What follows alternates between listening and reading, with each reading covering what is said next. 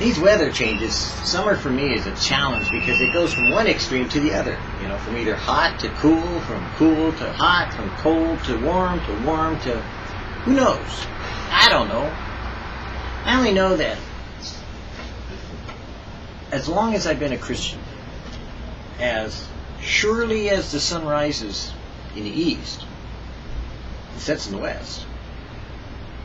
At least I hope so. That I know things are always going to change. They're not going to remain the same.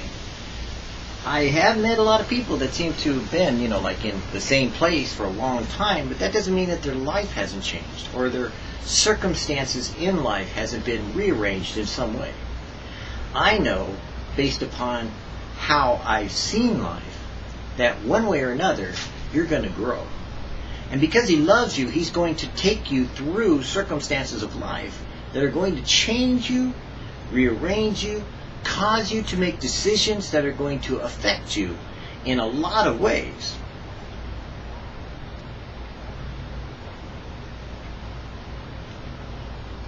Some of those decisions are going to bless you. Some of those decisions, they're not so good. They're going to curse you. Oh boy. And you're going to pay the consequences of that choice.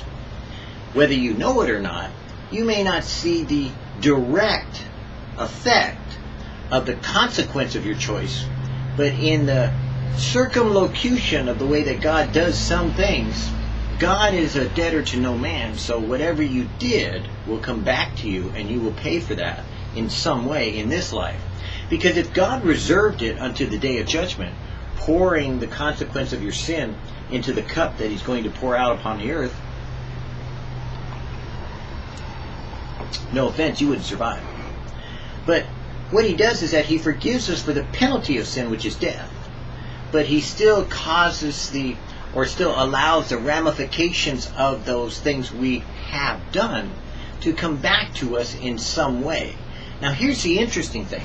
When it comes back to us, it's done in a way that God can use it for His glory, as opposed to abusing you to maybe make a story out of your life. Kind of like the Old Testament, how you see many times the children of Israel rejected God, rebelled against their master God or their Lord or whatever, the king, and God dragged them off into captivity.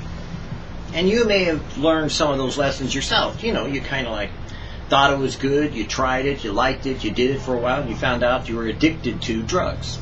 Or you tasted and see that it was delicious in whatever way you may have had it, so you started drinking, when you were young, and you kept drinking till you were old, and you found out, wow, there's a price to pay for all that drinking. Man, my liver's kind of like had it, and it's kind of like killing you now. Or you became an addict of some type, an addiction to sin of some nature, whether it be of alcohol or drugs, as the most common are, or whether it be to those subtler addictions, addicted to fame or fortune, addicted to the acclaim of men, addicted to thrill-seeking, addicted to acting like a child all your life, addicted to seeking the approval of man, addicted to looking for the perfect woman, addicted to a lot of things that overwhelm you in your devotion to them, that you are an addict of some of those things.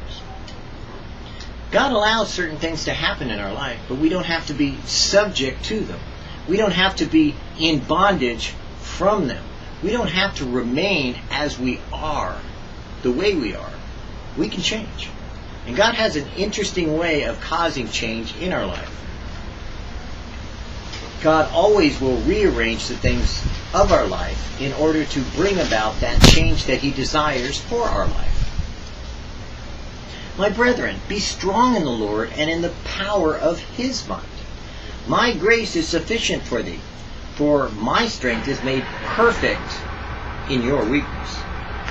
Most gladly, therefore, will I rejoice, and I would rather glory in my infirmities, that the power of Jesus may rest upon me.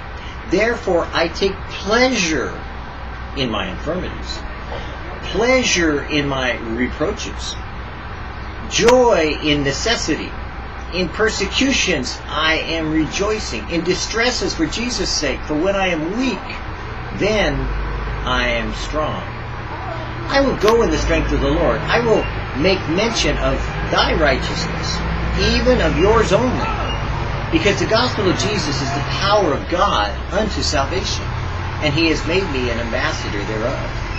I can do all things through Christ who strengthens me. I also labor, striving according to his working, which worketh in me mightily.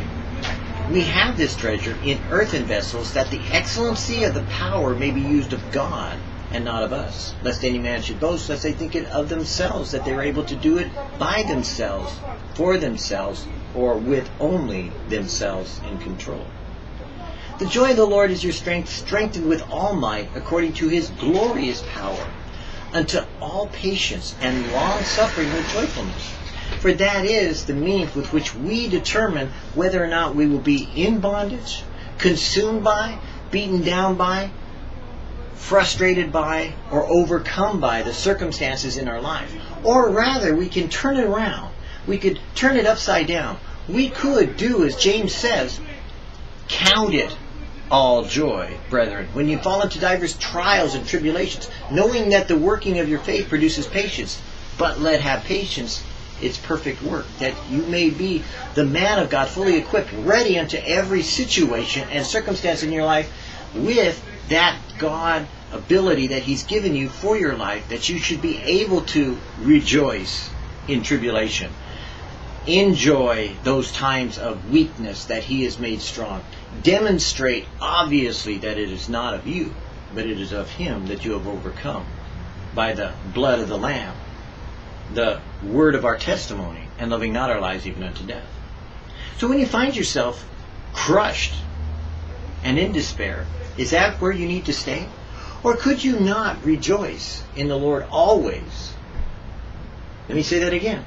Could you not rejoice in the Lord always, counting it all joy, finding yourself in the place where God can say to you and reveal to the world, the joy of the Lord is my strength. I fear not what man may do unto me, for in my God I have victory.